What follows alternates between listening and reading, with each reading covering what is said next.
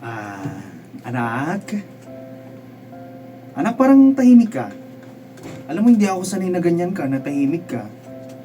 May iniisip lang po, tay. Pagdating sa anak mo ba yan o sa puso mo? Tay, kung sakaling gusto kong magkaanak ulit, pero hindi na mag-asawa, ano pong masasabi niyo?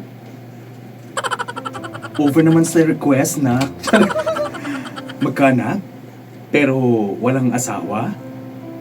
Opo, sana, tay. Hindi dahil sa gusto ko lang o trip ko lang, pero para kay Angel sana. Lumalaki kasi siyang mag-isa, lumalaking walang kakampi, wala siyang kapatid. Paano kung mawala ako bigla, tay? Grace naman, anak. Lumaki ka sa paniniwalang ang pamilya dapat buo. Magkakasama. Alam mo yun, may nanay at may tatay. Alam ko naman yun, tay. Pero hindi lahat naman nabibigyan ng kumpletong simula eh. Hindi ko to ginagawa dahil trip ko nga lang, di ba? Ginagawa ko ito dahil alam kong kaya ko silang itaguyod.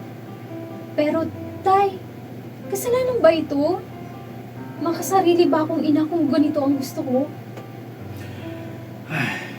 Alam mo, anak, hindi ko kasi agad masasagot yan eh. Hindi ako Diyos para sagutin yan. Pero alam kong mabuti kang ina. Mabuti yung hangarin mo, mabuti yung gusto mong mangyari. At kung ang puso mo'y puno ng pagmamahal, alam mo, hindi naman siguro makasarili yun. Aww. Grabe. Parang paiyak ka na, be.